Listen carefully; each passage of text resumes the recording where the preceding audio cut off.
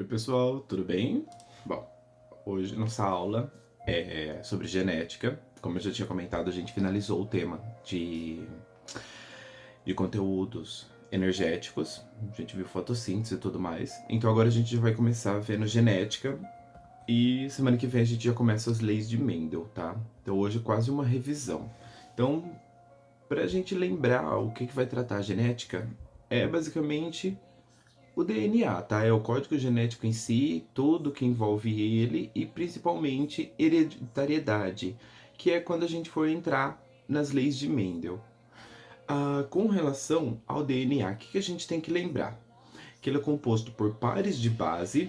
Esses pares de base, eles são formados por um fosfato, um açúcar, que no caso se for o DNA é uma desoxirribose, e se for um RNA é uma ribose, e um grupo de ácido nucleico, aliás, não é ácido nucleico, uma base nitrogenada, desculpa, deu confundi aqui. Então a gente vai ter o fosfato, o açúcar e a base nitrogenada. Essa base nitrogenada, o que ela pode ser? Ela pode ser uma adenina, uma timina, uma citosina ou a guanina. Se a gente estiver falando de RNA, que ele é transcrito, ele é feito copiando o DNA, ele é, aliás, utilizando o DNA como molde, a gente vai ter a troca. Em vez de usar timina, a gente vai usar a uracila. Então a gente tem 5 tipos de bases, tá? E elas seguem uma regra, que é aquela regra de complementação. A base de adenina só se liga com timina, se for o RNA é a uracila, e a guanina só se liga com a citosina, tá? Então é AT ou AU e CG ou GC, tá? E aí, aqui a gente tem um outro esqueminha para vocês terem ideia. O DNA, fita de dupla hélice, ou seja, são duas fitas que vêm, elas se enrolam e elas são complementares, tá? O RNA, ele é uma fita simples, feita com base no DNA. Qual que é a diferença, então, do RNA para DNA? As bases, tá? Ou seja, a timina e a uracila. Se eu passar uma sequência para vocês e ela tiver eu estou passando uma sequência de RNA. Se eu passar uma sequência e ela tiver T, é DNA. E se eu passar uma sequência e tiver U e T, aí ela tá errada. Simples, tá? Aí a gente vai ter essa questão, que é pra gente assinalar a alternativa que vai conter as palavras que vai completar essa frase abaixo. As duas lacunas primeiras são o nome das bases, guanina e timina, que é o que está faltando. Então pode ser qualquer alternativa, independente da sequência delas, tá? Porque a gente não está falando qual complementa qual. O que vai dar resposta pra gente é essas duas lacunas em último. Então as duas primeiras possuem um duplo anel de átomos de carbono e derivam de uma substância chamada, sendo por isso denominada bases. Aí a gente tem que voltar à estrutura dessas bases nitrogenadas. A adenina, a gente sabe que ela é formada por um duplo anel, só que a gente não sabe qual é o tipo de base dela. Então aí a gente vem para cá, tá vendo? Então ali a gente tem a adenina, que é um duplo anel, e a guanina. E o duplo anel é chamado de purina. Então a gente volta para nossa questão, já relembramos. E aí a gente vai ter a adenina e a guanina. Então ou é a alternativa A ou a E, timina, tá ali certo? E ela é uma substância chamada purina. E se ela é uma purina, elas vão ser denominadas bases púricas, porque derivam da palavra, tá? Então a alternativa correta é a alternativa A, não a alternativa E. E essas pirimídicas ou pirimidina? Pirimidina é o nome da substância que vai formar o outro anel. Aí a gente retorna aqui, vocês vão ver a pirimidina aí, que é um anel simples de açúcar, que forma a citosina, a timina e a uracila, tá? E aí elas são chamadas de bases piramidais, ou piramidicas, tá? Depende muito do vestibular que a gente vai pegar ou do livro. Agora, com relação à sequência complementar. Eu não vou lembrar agora qual é o nome da lei, mas ela é tida como lei alguma coisa, que é a lei de bases complementares, tá? Depois, na hora do plantão, eu até tiro essa dúvida para vocês, mas enfim. Essa lei ela vai colocar que a adenina só conecta com timina. Então, se tem 60 adeninas numa fita, na outra vai ter 60 timina, porque elas vão estar conectadas. E a guanina com a citosina, tá? Então agora eu vou pedir para vocês pausarem esse vídeo e reescreverem essa fita aqui de baixo, tá? O próximo slide é ela completa, mas eu quero que vocês pausem e reescrevam ela. A fita complementar. Eu vou dar a primeira fita, essa aqui, A, T, T, C, C, G, G, blá, blá, blá, blá, blá.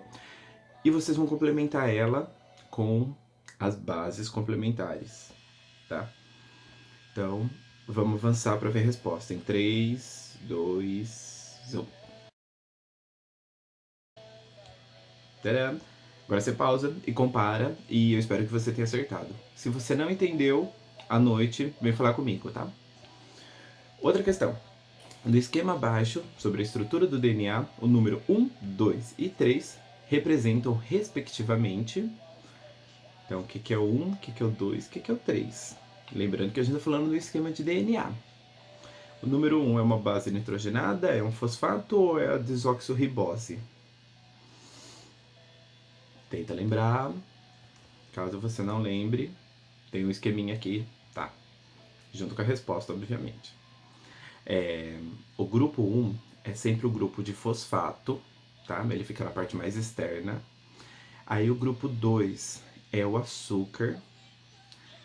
E o grupo 3 é a base nitrogenada. A base nitrogenada, na fita de DNA, ela é sempre voltada para dentro, porque é ela que vai se encontrar com a outra base nitrogenada da fita complementar. Lembra que são duas fitas, tá? E aqui, por último, o esquema abaixo, que representa o pareamento típico de bases encontradas na molécula de DNA é... Pausa, resolve a questão, e eu vou dar a resposta em 3, 2, 1. A resposta correta é a alternativa A. Primeiro que na sequência de bases ali tá tudo correto. Guanina conectando com citosina, timina conectando com timina. E tem a questão da quantidade de pontes de hidrogênio formado. As ligações entre guanina e citosina, ela é uma ligação mais forte. Então ela vai conter 3 pontes de hidrogênio. A de adenina com timina, ela só possui 2 pontes, tá? Inclusive, se vocês olharem aqui esse esquema, dá para vocês identificar onde estão as 3 pontes formadas entre as substâncias. Então, por isso que esse tipo de esquema, a resposta correta é a A. Ai, por que você tá fazendo assim de pausar o vídeo? Pra gente dar tempo de fechar essa aula nos 20, 22 minutos, tá, galera? Por isso que eu tô fazendo isso. Agora, como que esse DNA, por que a gente fala que ele é o código genético? Onde que tá esse tal de código? Vamos imaginar assim, nosso alfabeto. A gente vai ter ali 23, 24, 26 letras, não vou lembrar agora. Mas enfim, a gente tem um monte de letras e com essas letras a gente forma sílabas. Então, pega o exemplo aí, V com I, dá vi. E quando a gente junta sílabas, a gente forma palavras. Então, se eu pegar 2 sílabas, vi e dá, eu formo a palavra vida. Perfeito. Se eu falar vi, ninguém vai entender. Se eu falar ver, ninguém vai entender. Quando eu falo vida, é uma palavra, ela tem um significado para você. Você vai saber o que eu tô falando. E aí a gente tem que saber passar essa mensagem com o nosso DNA. E como que é feito isso? Sabendo que o nosso DNA a gente tem o quê? 4 bases. A, T, G e C. E aí? Imagina que se a gente fosse organizar esse código em uma combinação, a gente só ia ter 4 combinações. O A, o T, o G e o C. Não ia dar para escrever quase nada. Então, para tudo. Se a gente fosse fazer de dupla, a gente ia ter 16 combinações, que eu coloquei todas elas aqui, inclusive. 16 já é um número razoável. Dá para falar, dá para passar uma mensagem. Que tipo de mensagem é essa que eu tô falando? Que eu vou passar, não tô passando. Lembra? DNA serve para quê? Ou como que a gente movimenta, faz uma célula funcionar? Através do quê? Proteínas. Então, DNA serve para síntese proteica. Como a gente faz a proteína, ou como ela é formada? A proteína é formada a partir de aminoácidos. Quem determina a sequência desses aminoácidos é o nosso código genético, tá? E agora a gente está descobrindo como esse código genético orienta essa sequência. Então, a gente já viu que com um código formado por uma base não dá. Se formar por duas, a gente vai ter só 16 sequências, é um número limitado. E se a gente faz um código com 3, a gente vai ter 64 combinações. É uma gama boa, né? Pra gente escrever um código. E é isso que acontece, tá? Então, o nosso código genético, para ele transmitir as mensagens de como vai ser feito as nossas proteínas, ele utiliza trios de base.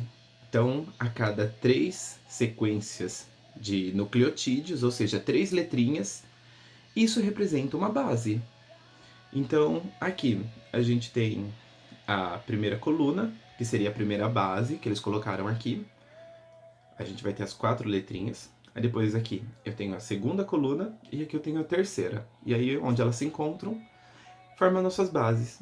Então nesse quadro eu tenho aquelas 64 combinações possíveis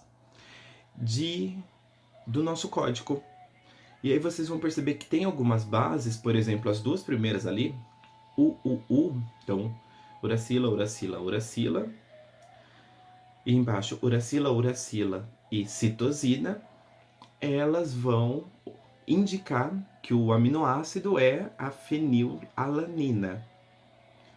Perfeito. E agora se for UUA, aí é leucina, tá?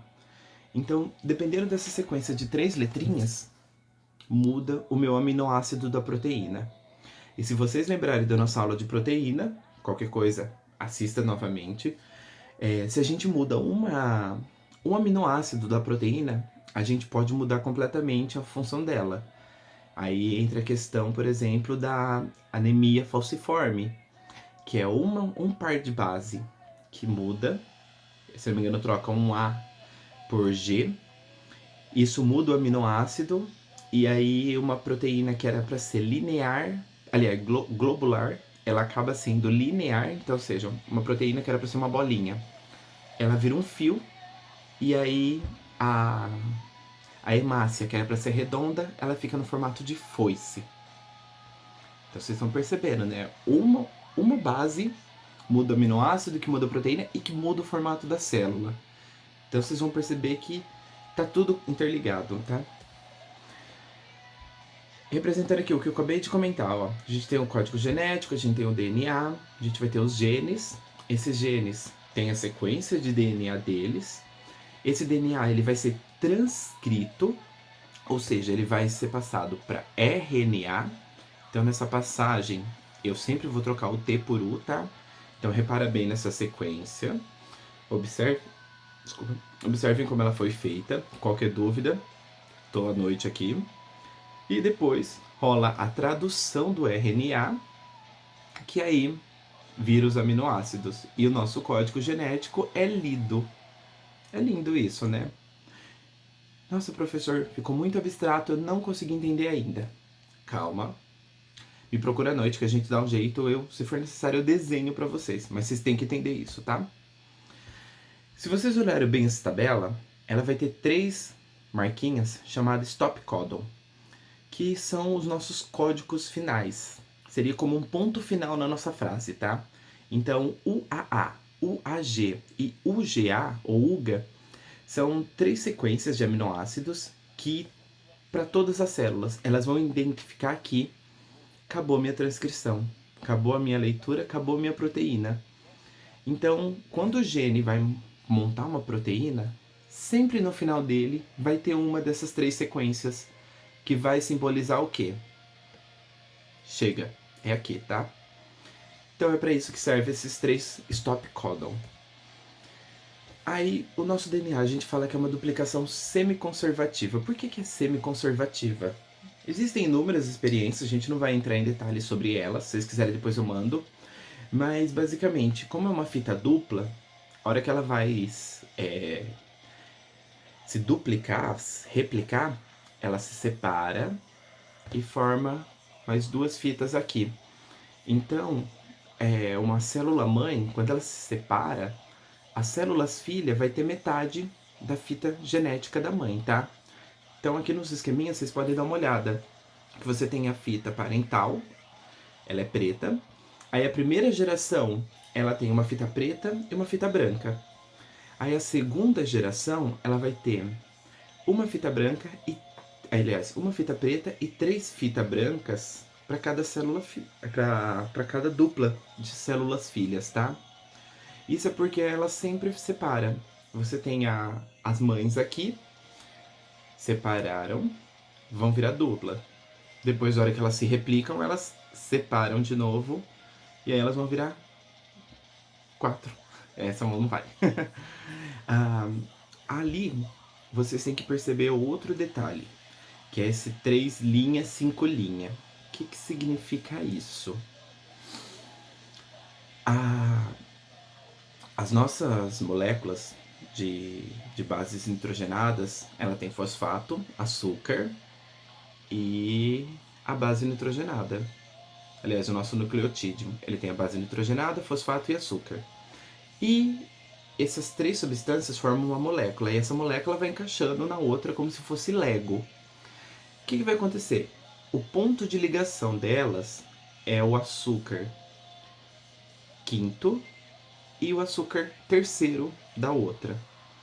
E aí, a gente sempre vai falar que o sentido da vida é 5 linha, 3 linha. Por quê? Porque quando a gente vai duplicar o RNA, ele sempre vai ser feito do 5 linha pro 3 linha, tá? Então, nossa, como assim? Simples, eu tenho a fita de DNA aqui aberta, é fechada. Eu abro ela e aí eu vou começar a escrever esse DNA novo no sentido 5 linha, 3 linha. Ah, e esse aqui que é 3 linha, 5 linha, como que fica? Esse ele vai ser escrito de forma fragmentada, tá? Porque ele não vai no sentido correto. Nossa, e como que eu vou saber qual é a linha 5, qual é a linha 3? O exercício vai dar pra vocês, tá? Calmem, a gente vai ver pormenores agora.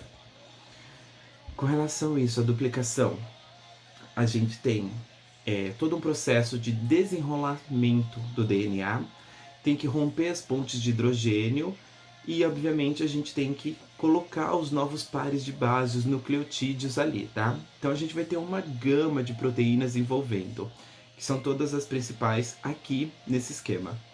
Vamos ver pormenores elas, tá? Então a topoisomerase é a responsável por separar as fitas dupla hélice. Ela que vai criar a forquilha de duplicação, tá? Depois vem a helicase, que é a proteína, ou a enzima, aliás, que vai quebrar as pontes de hidrogênio. Então ela funciona como se fosse um zíper, tá? Você vem puxando ela e ela vai abrindo a fita de DNA. Depois a gente vai ter a primase. A primase, ela vai colocar um RNA primer na fita 3 linha, 5 linha. Nossa, por que isso? Porque lembra que eu falei que o sentido da vida, a replicação, ela acontece no 5 linha, 3 linha? Se vocês olharem na fita de baixo, ela vai embora, ela está sendo feita. A de cima, ela tem um buraco. É esse buraco que precisa dessa primase. Então essa primase vem ali, coloca um primer, e esse primer depois vai ser feito um fragmento, um pedacinho de DNA novo, tá? E esse primer é um primer de RNA, para vocês terem ideia, tá? Aí a gente vai ter o RNA iniciador, ou também conhecido como primer, a gente acabou de falar dele. Aí eu deixei bem uma explicação bem a fundo aqui para vocês darem uma olhada depois, para não ficar tão extensa a aula. Mas é com base nele que vai vir a outra proteína e vai completar. Essa outra proteína é a DNA polimerase, tá? Como assim? Ela vem E ela sempre vai encaixando os nucleotídeos que estão ali solto na matriz. Então ela pega essa fita aberta, encaixa uma polimerase em cima e uma embaixo, e ela vai completando essa fita. Aonde que ela vai completar? De forma contínua. No segmento, né, na sequência, 5 linha, 3 linha. E no que é o contrário, que ela vai começar a fazer a transcrição do 3 linha para o 5 linha, como que funciona? Ela não funciona. Aí o que ela precisa? Ela precisa da primase, que vai inserir o primer. Aí ela acha esse primer e começa a fazer de trás para frente. Nossa, tá muito confuso, eu não entendi. Vai nesse esquema azul aqui. Tá vendo ali em cima? A fita, quando ela abre em cima, ela já vem do sentido 5 linha, 3 linha. Então, a DNA polimerase vai começar a sintetizar no 5 linha. Ela vem do 5 linha para o 3, então é contínua, ela não vai ser interrompida. Embaixo, a história é diferente. Embaixo já é o 5 linha, então ela vai começar a sintetizar do 3 linha. Ela não vai sintetizar. Aí o que ela vai precisar? Desse primer, que tá ali verdinho. Ela acha esse primer 5 linha e sintetiza para trás. Chegou ali, parou. Aí ela vai procurar o outro primer que tá ali na frente, sintetiza até chegar nesse primer e parou. Isso é DNA polimerase trabalhando junto com o primer e junto com a a primase, perdão. Aí, esses pedaços que ela vai fazer, a gente vai chamar de fragmentos de Okazaki, que é o pesquisador que descobriu esses pedacinhos, tá? São esses pedaços feitos da cadeia atrasada. Depois vai vir, que inclusive não tem aí, mas tem uma proteína, uma enzima, que chama ligase, que ela remove esses primer e conecta esses fragmentos de Okazaki, formando o DNA inteirinho, lindinho, tá? E por último, a gente tem a nossa cadeia atrasada, que é essa cadeia que ela vai crescendo aos poucos de forma descontínua, que seria dos fragmentos de Okazaki. E a gente tem a cadeia líder, que é essa cadeia que termina do terminal, começa, aliás, do terminal 5 linha, 3 linha, e ela é contínua. Ela não é fragmentada, tá? Eu deixei 9 questões para vocês resolverem, além dessas outras, tá? Qualquer coisa à noite eu tô online. Por favor, me procurem, não fiquem com dúvidas. E bons estudos, gente. E ó, tamo de uniforme novo. Tchau, tchau.